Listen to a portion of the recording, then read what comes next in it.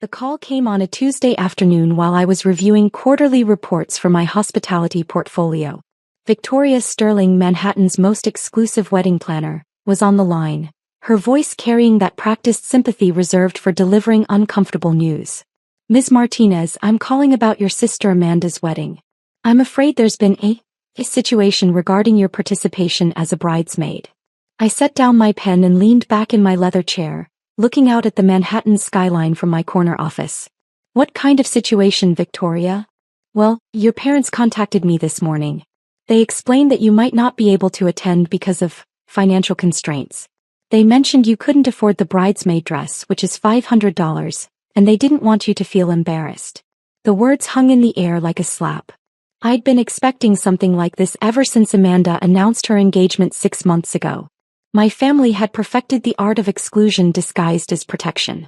"I see," I said calmly. "And what exactly did my parents suggest?" Victoria's discomfort was palpable through the phone. "They asked me to call and explain that it would be perfectly understandable if you couldn't make it. They said you're going through a difficult time financially and they don't want to put pressure on you." I almost laughed. A difficult time financially.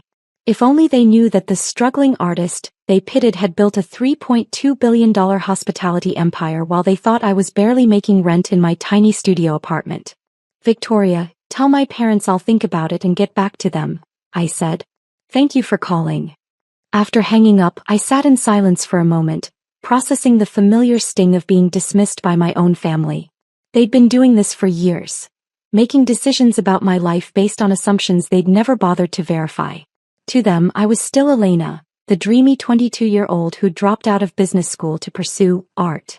They had no idea that my art had evolved into acquiring and transforming luxury properties across 3 continents. While they saw failure, I'd been building an empire, one carefully chosen investment at a time. The irony was delicious. Amanda's dream wedding was being held at Grandview Estate, the crown jewel of Westchester County's event venues. What my family didn't know was that I'd purchased the property 2 years ago through one of my subsidiary companies, Sterling Hospitality Group. They'd been planning their perfect wedding at my venue, bad-mouthing my financial situation to my own employee. I picked up my phone and scrolled through my contacts until I found Amanda's number. My sister and I had once been close, but that changed when she married into the Patterson family and absorbed their values about success, image, and worth. She'd slowly joined my parents in treating me like the family disappointment. Instead of calling Amanda, I decided to wait. Tomorrow was Wednesday, exactly 1 week before the wedding. If I was going to make my move, timing would be everything. That evening, I sat in my penthouse apartment overlooking Central Park, a glass of wine in hand, thinking about how we'd gotten here. Growing up, my parents had always favored Amanda. She was the perfect daughter, law degree from Columbia, married to a successful investment banker, living in the right neighborhood, saying the right things.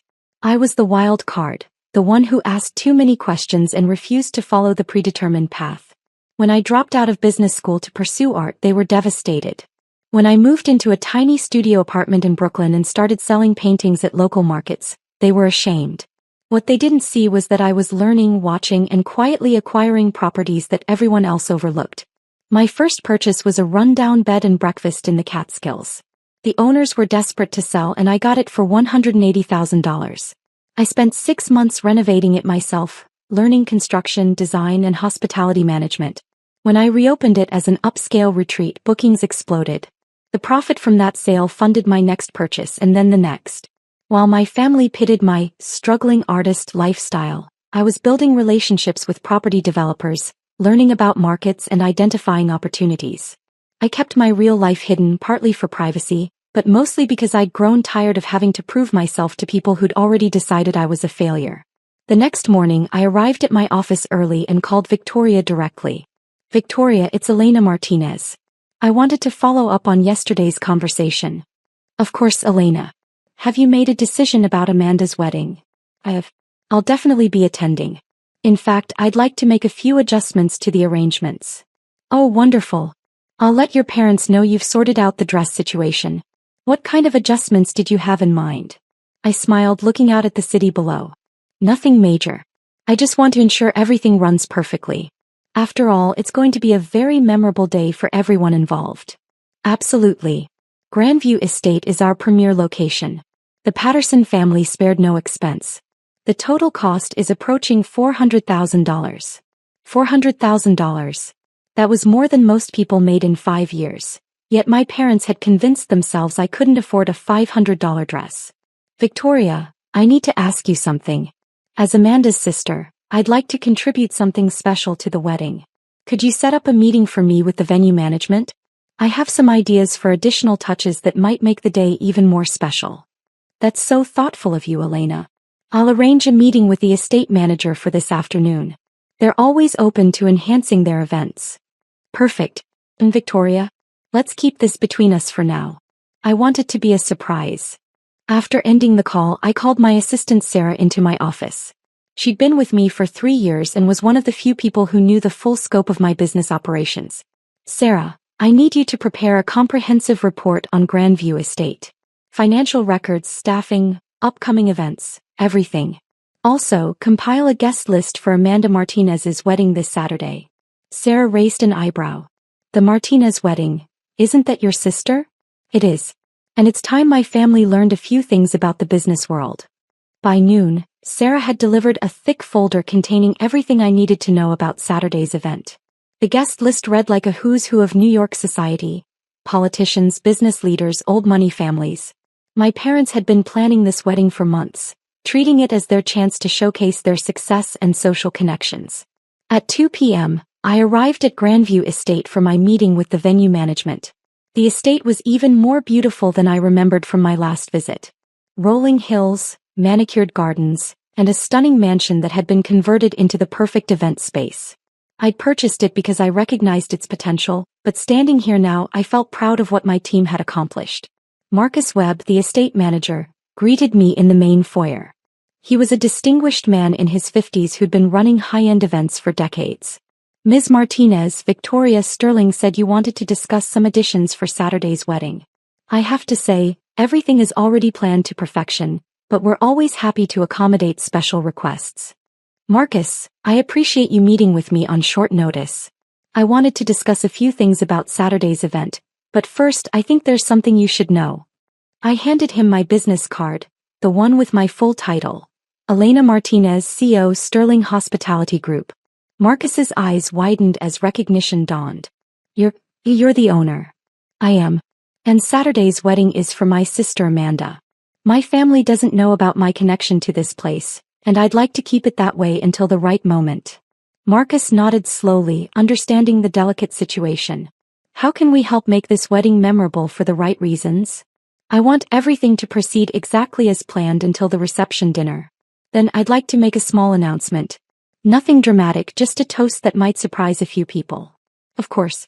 And might I say, it's an honor to host your family's celebration. Your vision for this estate has been remarkable. Thank you, Marcus. There's one more thing. I understand my parents have been concerned about my financial situation. They've told several vendors that I can't afford certain aspects of the wedding. I'd like to address that. What would you like us to do? Nothing yet. Just be prepared for some interesting reactions on Saturday. Friday arrived with the typical pre-wedding chaos. My phone buzzed constantly with calls from family members, none of whom had bothered to contact me directly about the dress situation. Instead, I heard through cousins and aunts that my parents were handling the Elena situation, and that everything would work out fine. My mother finally called Friday evening, her voice carrying that particular tone she used when she thought she was being generous. Elena, sweetheart, Amanda's wedding is tomorrow and we wanted to make sure you felt included. Victoria mentioned you were having trouble with the bridesmaid dress. Hi, Mom. Yes, Victoria called. Thank you for thinking of me. Well, your father and I discussed it and we decided to cover the cost of the dress. We don't want you to miss Amanda's special day because of money. The condescension in her voice was breathtaking. They were offering to pay $500 for a dress so I could attend a wedding at a venue I owned. That's very kind of you, Mom, but I've already handled the dress situation. Oh good. I'm glad you worked something out. We'll see you at the church tomorrow morning. The ceremony starts at 2 p.m., and then we'll all go to Grandview Estate for the reception. I'll be there, Mom. Wouldn't miss it. Saturday morning dawned crisp and clear. Perfect weather for a wedding. I spent the morning getting ready in my penthouse, choosing my outfit carefully. The bridesmaid dress was hanging in my closet, a beautiful silk creation that cost exactly $500. I'd had it altered perfectly and it looked stunning, but I wouldn't be wearing it. Instead, I selected a custom-made dress from a designer my family would recognize, elegant, sophisticated, and probably worth more than most people's cars. I wasn't trying to upstage the bride, but I was done hiding who I'd become. The ceremony at St. Patrick's Cathedral was beautiful. Amanda looked radiant, and despite everything, I felt genuinely happy for her. Whatever issues we had as a family, she deserved a perfect wedding day. My parents barely acknowledged me during the ceremony, though I caught my mother glancing at my dress with confusion. They'd been expecting their struggling daughter to show up in something modest and apologetic. Instead, I looked like I belonged among the Manhattan elite filling the cathedral. After the ceremony, the wedding party and guests made their way to Grandview Estate. I rode alone, taking the scenic route through Westchester County, giving myself time to prepare for what was coming. The estate looked magnificent. My staff had outdone themselves with the decorations and everything was perfect. Guests were already mingling on the terrace, champagne glasses in hand, admiring the view of the Hudson Valley. I found Victoria near the main entrance, coordinating with the catering staff. She looked up as I approached and I saw surprise flash across her face. "Elena, you look absolutely stunning. That dress is incredible." "Thank you, Victoria. Everything looks perfect. You've done an amazing job. I have to ask, where did you get that dress? It's clearly designer." And after the conversation about the bridesmaid dress, I smiled. "Victoria, there are a few things about me that might surprise people today. But let's wait until dinner for the full story." The cocktail hour proceeded beautifully. I mingled with guests, many of whom I recognized from business circles, though they didn't know my connection to the venue. My parents worked the crowd like seasoned politicians, introducing Amanda and her new husband to anyone who might be useful for their social climbing.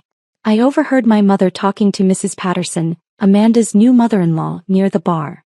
"We're so proud of both our daughters," my mother was saying. "Amanda's doing so well with her law practice and Elena is, well, she's finding her way. Art is such a difficult field." Mrs. Patterson nodded sympathetically. "It must be challenging to have children on such different paths. But I'm sure Elena will figure things out eventually." "Oh, we hope so. She's very talented, just not very practical. We actually had to help her with the bridesmaid dress. She couldn't afford it." I sipped my champagne and smiled. In 30 minutes we'd be sitting down for dinner and I'd have my moment. As the sun began to set, Marcus appeared at my side. "Ms. Martinez, we're ready to transition to dinner service. Would you like us to proceed with the seating arrangements as planned?" "Yes, but I'd like to make one small change. Instead of the traditional toasts from the father of the bride and best man, I'd like to add one more speaker to the program." "Of course. When would you like to speak?" "After my father's toast, before dessert is served. That should give everyone time to settle in." Marcus nodded and disappeared to coordinate with his staff. I made my way to the dining room, a stunning space with floor-to-ceiling windows overlooking the gardens. The tables were set with crystal and silver, and candles created a warm, romantic atmosphere. I found my assigned seat at table 6, not the family table, of course. That honor was reserved for the Pattersons and my parents' closest friends. I was placed with some family acquaintances and distant relatives, people who barely knew me but had heard the stories about the disappointing daughter. As dinner was served, conversation flowed around the table. The usual wedding topics: how beautiful the bride looked, how expensive everything must be, how lucky the families were to afford such a lavish celebration. "This venue must cost a fortune," said my cousin Rebecca, gesturing around the room. "I heard they charge $50,000 just for the space rental." Actually, it was $75,000, but I didn't correct her. "Elena, how are you doing these days?" asked Mrs. Chin, an old family friend. "Your mother mentioned you're still working on your art?" "I'm doing very well, thank you. My work keeps me busy." "That's wonderful, dear. It's so important to pursue your passions even if they're not, well, practical." Before I could respond, my father stood up at the head table, champagne glass in hand. The room gradually quieted as he prepared to give his traditional father of the bride toast. "Ladies and gentlemen, thank you all for being here today to celebrate Amanda and Michael's union. As Amanda's father, I couldn't be prouder of the woman she's become. She's accomplished everything we could have hoped for: a successful career, a wonderful husband, and a bright future ahead." He paused, his eyes scanning the room. "Of course, every family has its challenges. We have 2 daughters, and while we're celebrating Amanda's success today, we continue to hope and pray that our other daughter will find her way to the same kind of stability and achievement." The words hit like a physical blow. Even at Amanda's wedding, even in this moment of celebration, he couldn't resist taking a shot at me. Around the room, I saw people glancing in my direction with pity and embarrassment. My father continued, oblivious to the damage he was causing. "But today is about Amanda, and we couldn't be happier. To Amanda and Michael." The room raised their glasses and toasted, but I could see the discomfort on many faces. My father had just publicly humiliated his own daughter at a family wedding. As the applause died down, Marcus appeared beside the head table and whispered something to the wedding coordinator. A moment later, she stood up. "Ladies and gentlemen, we have one more toast this evening. Elena Martinez would like to say a few words."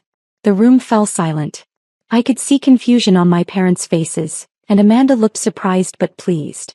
I stood up slowly, smoothing my dress, and walked to the front of the room. "Thank you all for being here tonight to celebrate Amanda and Michael. Before I begin, I want to say how beautiful my sister looks and how happy I am for both of them." I paused, looking around the room at the faces staring back at me. Some curious, some sympathetic, some uncomfortable after my father's speech. My father just spoke about family challenges and finding one's way to success. I think it's interesting how we define success and how assumptions can shape our understanding of the people closest to us. My mother was frowning now, clearly wondering where this was going. For the past several years, my family has worried about my financial situation. They've been concerned that I'm struggling, that I can't afford things like a $500 bridesmaid dress. In fact, they've been so worried that they've taken it upon themselves to explain my situation to others. A murmur rippled through the room. My father's face was reddening. "I appreciate their concern, I really do. Comes from a place of love. But I think there's been a misunderstanding that needs to be cleared up." I reached into my purse and pulled out a folder of documents. You see, while my family thought I was struggling to make ends meet as an artist, I was actually building something else entirely. I started with a small bed and breakfast in the Catskills, then expanded into luxury hospitality properties across the country. The room was completely silent now. Today, I'm the CEO of Sterling Hospitality Group, which owns and operates luxury hotels, resorts, and event venues throughout North America and Europe. Our annual revenue last year was $2.8 billion. Gasps echoed around the room. I saw my mother's champagne glass slip from her hand.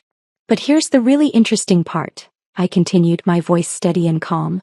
"This beautiful venue where we're celebrating tonight, Grandview Estate, is actually one of my properties. I purchased it 2 years ago and spent $8 million renovating it into what you see today." The silence was deafening. My father looked like he was going to be sick.